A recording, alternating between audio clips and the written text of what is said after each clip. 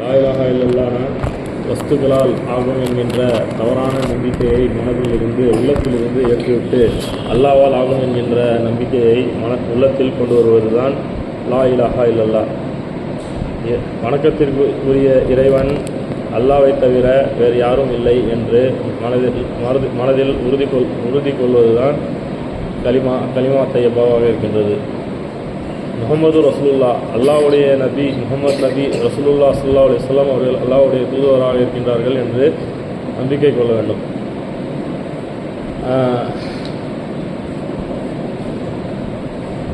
சுன்னத்துகள் நபி முகமது நபி ஸல்லல்லாஹு அலைஹி வஸல்லம் அவர்கள் செய்த உழைப்பு ஏராளமான உழைப்பாக இருக்கின்றது. 1,24,000 நபிமார்கள் வந்தார்கள். அதில் கடைசி நபியாக முகமது நபி ஆகிரி நபி முகமது நபி ஸல்லல்லாஹு அலைஹி வஸல்லம் அவர்கள் இந்த உலகத்தில் ஒரு ரஹமத்தாக மனிதர்களுக்கு அல்லாஹ் அனுப்பி வைத்தார். அவர்கள் குர்ஆனின் மூலமாக மக்களுக்கு நற்போதனை செய்தாங்க. பாவங்களில் ஈடுபட்டு கொண்டிருந்த குறைஷிகள் அவங்களை எல்லாம் திருத்துவதற்காக அவர்களுடைய வழிகளை நேர்வழிப்படுத்துவதற்காக அல்லாஹ் சூரா ஃபாத்தியா அந்த சூறாவை அல்லாஹ் குர்ஆனில் இறக்கின்றான். அதாவது அதில் அனைத்து விதமான சிஃபத்தும் இருக்குது. நம்முடைய நோய்களுக்கு நம்முடைய பிரச்சனைகளுக்கு அனைத்துக்கும் அல்லாஹ் சூரா ஃபாத்தியாவை அனைத்து தொழுகையிலும் சூரா ஃபாத்தியா ஓதாமல் எந்த சூறாவும் ஓத முடியாது. எல்லா தொழுகையிலையும் சூரா ஃபாத்தியா தான் ஓதும். இப்போது அது ஒரு சிஃபத்தாக இருக்கின்றது. நமக்கு நம்மளுடைய கஷ்டங்கள் பாவங்கள் நம்மளுடைய வாழ்க்கையுடைய பர்க்கத்து ரஹமத் எல்லாமே சூரா ஃபாத்தியாவில் தான் அடங்கியிருக்கு. குர்ஆனுடைய இதுவே சூரா ஃபாத்தியா தான் சொல்கிறாங்க. சூரா யாசின் அல்லாஹ்வுடைய குர்ஆனுடைய இருதயமாக இருக்கின்றது. குர்ஆன் மூலமாக தான் அல்லாஹ் வஹி நபி முகமது நபி ஸல்லல்லாஹு அலைஹி வஸல்லம் அவர்களுக்கு கொண்டு வந்தாங்க. அது மூலமாக தான் உழைப்பு செஞ்சாங்க, தாவத் செஞ்சாங்க மக்களுக்கு. நபி அவர்கள் இந்த உம்மத்துக்காக உழைத்தாங்க. அல்லாஹ்ட்ட அதிகமாக துவா கேட்டாங்க, அழுது துவா கேட்டாங்க. யா உம்மத்தின்னு சொல்லி துவா கேட்டாங்க. எந்த நபிமார்களும் உம்மத்துக்காக அதிகமாக அழுது துவா செஞ்சது கிடையாது. ஆனால் நம்மளோட முகமது நபி ஸல்லல்லாஹு அலைஹி வஸல்லம் அதிகமாக துவா செஞ்சுருக்காங்க. இப்போது அவர்கள் நமக்காக உழைச்ச உழைப்பு என்னென்னா, நம்மளை சீர்திருத்தணும், நம்மளுடைய மார்க்கத்தை பற்றி சொல்லிக் கொடுக்கணும், அல்லாஹ்வுடைய மகிமையை, அல்லாஹ்வுடைய வாழ்க்கை வழிமுறைகள் எப்படி நம்ம சுன்னத்துகளை தலை முதல் உள்ளங்கால் வரை எப்படி சுன்னத்துகளை கடைபிடித்து வாழணும் எல்லாமே வாழ்ந்து காமிச்சிட்டாங்க. அதே மாதிரி நம்ம வாழணும். அந்த உழைப்பு நம்ம செய்யணும்.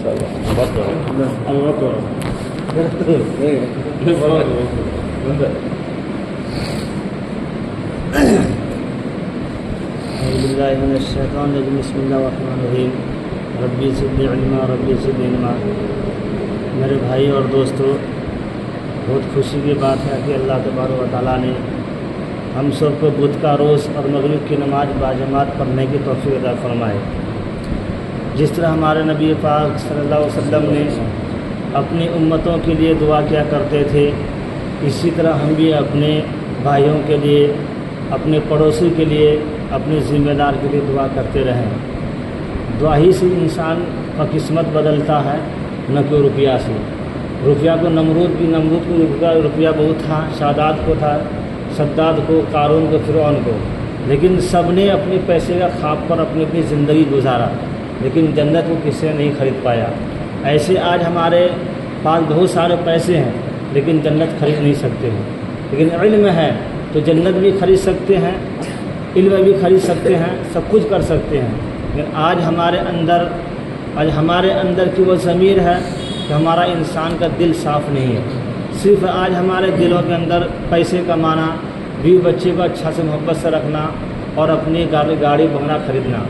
लेकिन जब कब्र के अंदर हमें रख दिया जाएगा, जब मुर्दा को पहली बार मिट्टी डालते हैं तो मुर्दा को बहुत डर लगता है, घबराता है कि हमारे भाई हम पर क्यों मुर्दा। हालांकि मुर्दा सुनता भी है, मुर्दा देखता भी है, لیکن آج ہمارے گھر میں آندھی طوفان کی وجہ سے بجلی کٹ جاتے ہیں تو تمام انسان پریشان ہو جاتے ہیں کہ گرمی لگتی ہے، کیونکہ وہ اندھیری کوٹری میں جب مردے کو لیٹا دیتے ہیں، پہلی مٹی جب ڈالتا ہے تو مردہ ڈرتا ہے کہ آج ہمارے ساتھ کچھ ہونے والا ہے، لیکن اس کو اٹھنے کی طاقت نہیں، بیٹھنے کی طاقت نہیں، بولنے کی طاقت نہیں، لیکن اللہ نے سننے کی طاقت دیا ہے اور دیکھنے کی طاقت دی ہے۔ اس لیے اللہ کے نبی نے حدیث میں فرمایا، اگر تمہارا کوئی رشتہ دار بھی گزر جائے، ان کی موت ہو جائے تو ان کو مٹی کے اندر دفن کر دیتے ہو تو کم سے کم آدھا گھنٹہ ان کے قبر کے پاس بیٹھے رہو، سورہ یاسین پڑھو، کیونکہ اس کو معلوم چلتا کہ میرے ساتھ بھی کوئی ہے، ان کے دل میں ایک بے چین رہتا ہے۔ نہیں تو فوراً آج ہم کیا کرتے ہیں، نماز پڑھتے ہیں، ہم مٹی بھی نہیں دیتے، فوراً بھاگ جاتے ہیں۔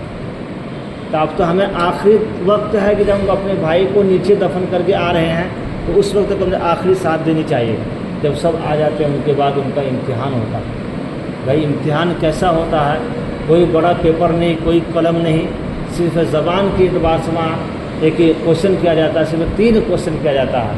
آج ہمیں کوئی آج ڈاکٹر کا امتحان ہو، پائلٹ کا امتحان ہو، رات دن محنت کرنی پڑتی ہے، کیا کل کیا ہوگا، کل کیا ہوگا، لیکن ہمیشہ جہاں رہیں گے وہاں کے لیے کوئی فکر نہیں ہے۔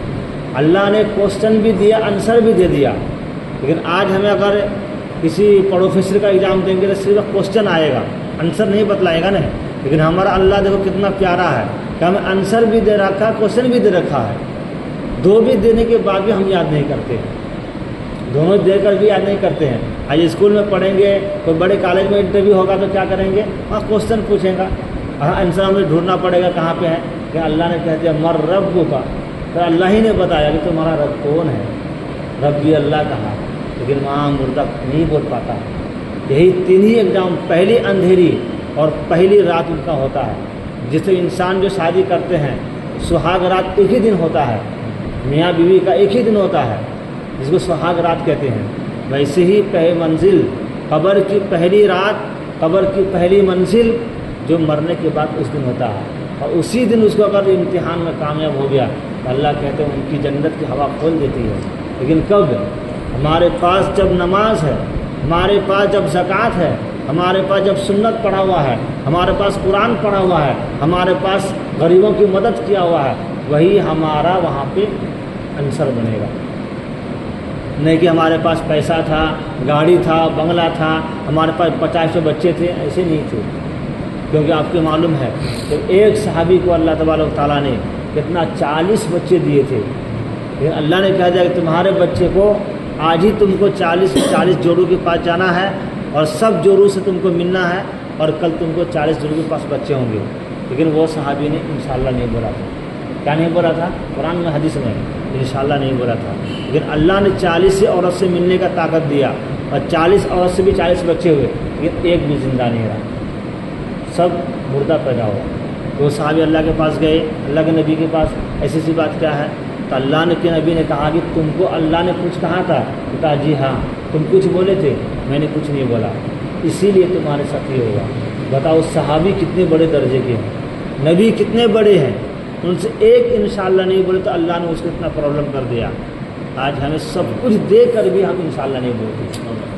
آج ہم کیا کہتے ہیں، لئن شکرتم لازیدنکم ولئن کفرتم ان عذابی لشدید، ہم شکر ادا نہیں کرتے، ہمیشہ ناشکری کرتے ہیں، ہمارے پاس کچھ نہیں ہے، کچھ نہیں ہے۔ ان عذابی لشدید، کہ جس نے اللہ کا شکر ادا نہیں کیا، چاہے وہ واقعہ میں ہو، چاہے پریشانی میں ہو، چاہے غریب کی حالت میں ہو، اگر اس وقت بھی اللہ شکر ادا کرتا تو وہ بڑا قسمت والا ہے، بڑا راس والا ہے، بڑا فائدہ ہونے والا ہے۔ لیکن سب کچھ ہونے کے باوجود بھی ہمارے پاس کچھ نہیں ہے، ہمارے پاس کچھ نہیں ہے، واقعہ پڑ رہا ہے، لیکن اللہ دیکھ رہا تمہیں۔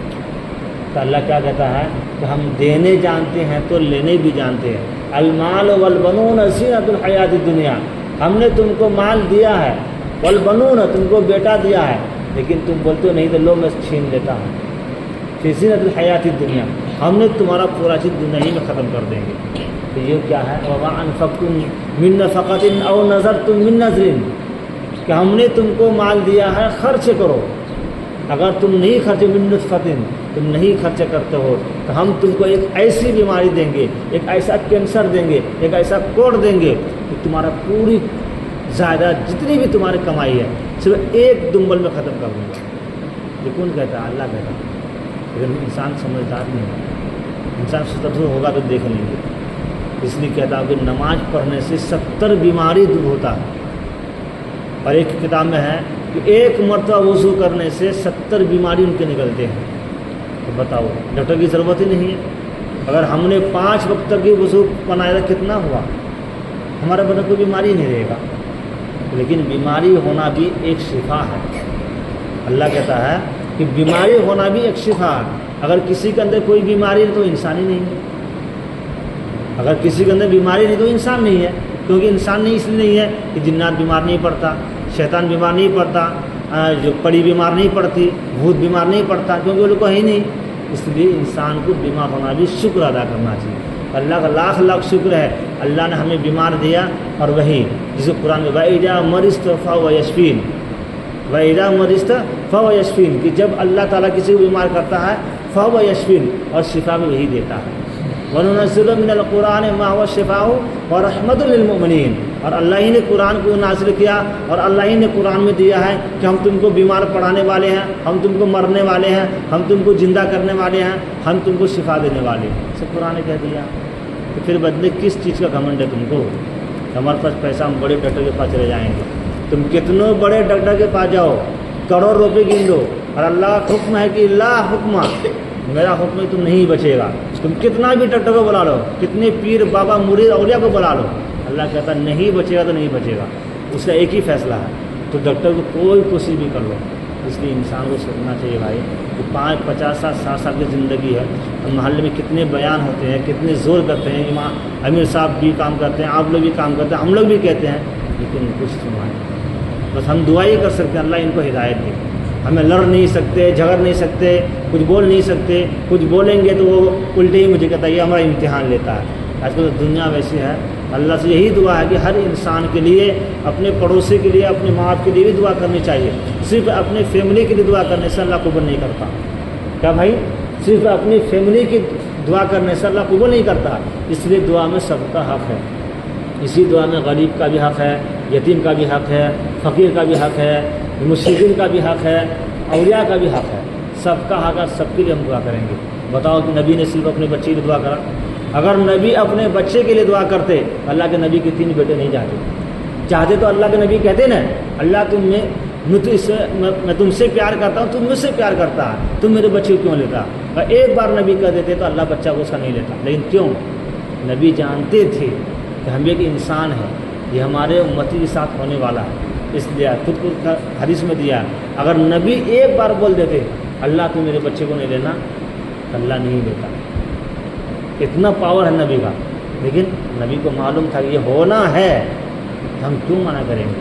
وہی دیا نا, وہ دیا ہے جو ان کو خوشی ہے دینے میں اور مجھے خوشی ہے لینے میں. پھر اس کو لینے میں خوشی ہے تو ہمیں کیا تکلیف ہے؟ یہ کہتے ہیں حدیث میں کہ جن کا بچہ بچے میں مر جاتا ہے, جن کا بچہ بچے میں پیدا ہوتے مر گیا ہو یا کچھ دن رہ مر گیا ہو, کہتا اللہ تعالیٰ ان کے لیے جنت واجب ہے. ان کے باپ ماں کے لیے جنت واجب ہے. اس لیے کہ وہ بچے جو آئے تھے کوئی گناہ نہیں کیا, آنکھ کھولا لیکن دنیا کو دیکھا نہیں, وہ جنت سے آئے تھے اور جنت ریٹرن ہو گیا. اور وہاں کون؟ حضرت ابراہیم علیہ السلام ان کو تعلیم دیں گے. حضرت بلال حبشی رضی اللہ عنہ ان کو پانی پلائیں گے. جب آب کوثر کا دن ہوگا, جب تمام کے ماں باپ کو وہاں امتحان ہوگا تو دیکھیں گے, اپنے کہے گا بچوں تمہارا باپ ماں کہاں, تم دیکھو. سب بچے دیکھیں گے میرا باپ ماں کہاں ہے, وہاں تو بچے بڑے رہیں گے. دیکھیں گے اللہ ان کو طاقت دے گا پہچاننے کے لیے. آئیں گے سب پانی لے کر کٹوڑے میں آب زمزم کا, ہاں یہ میرا پاپا ہے, یہ میرا اماں ہے, پلائیں گے. ان کے بعد فیصلہ شروع ہوگا, ایک ایگزام شروع ہو جائے گا جنت جہنم کا. اگر ہو سکتا ہے کہ ہمیں جہنم واجب ہو چکا ہوگا تو میرے بچے کو حکم ہوگا کہ بچے تم جاؤ جنت میں, تمہارا باپ جہنم میں. بچے کہیں گے انا فی النار خالدین, میں بھی جہنم میں جاؤں گا. اللہ کہیں گے کیا بات کرتا, اللہ میں بھی اس کا بیٹا ہوں نا, تو تم میرے باپ کو جہنم کرے گا تو میں بھی جہنم میں جاؤں گا, کیونکہ اس نے مجھے پیدا کیا. دینے والا تو ہے لیکن پیدا کس کا ہے؟ میں تو اس کا بیٹا ہوں, اس لیے میں بھی خوش سے جہنم میں جاؤں گا. فی نار جہنم, چلو اللہ کو رحم آئے گا. اللہ کیا بولتا, لو بچے تم جنتی ہو, اس لیے تمہارے صدقے سے تمہارے باپ ماں کو جنت آ گیا. یہ کرامت ہے بھائی. بچہ مرنا بھی ایک بہت خوشی کی بات ہے. آج لوگ سب کیا کہتے ہیں اوہ پرلم سے بچہ مر جاتے ہیں. اگر پرلم ہمارے نبی کو پرلم تھا کیا؟ بتاؤ ہمارے نبی کو کوئی پرلم تھا؟ اس لیے جس کا بچہ مر جائے وہ خوشی ہے, خوش نصیب ہے. جس کا نہ مرا وہ بھی خوش نصیب ہے, کیونکہ مرنے والا بھی اللہ ہے, دینے والا بھی اللہ ہے.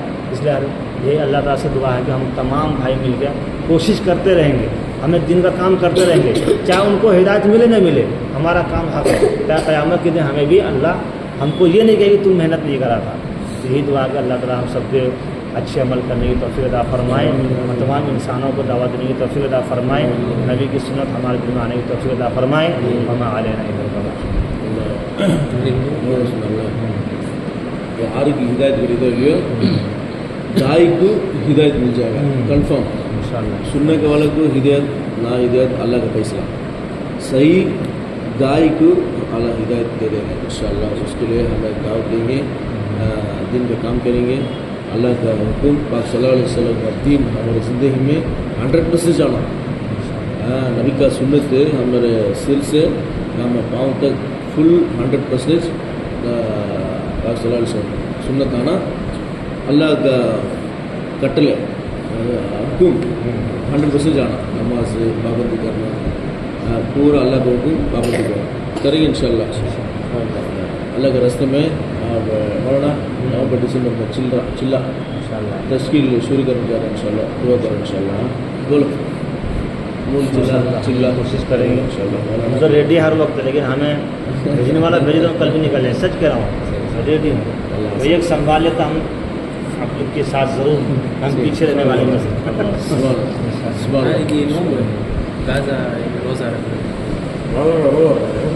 ரோஸை போலே போனா இவங்க என்னது இவங்க இமாமுல்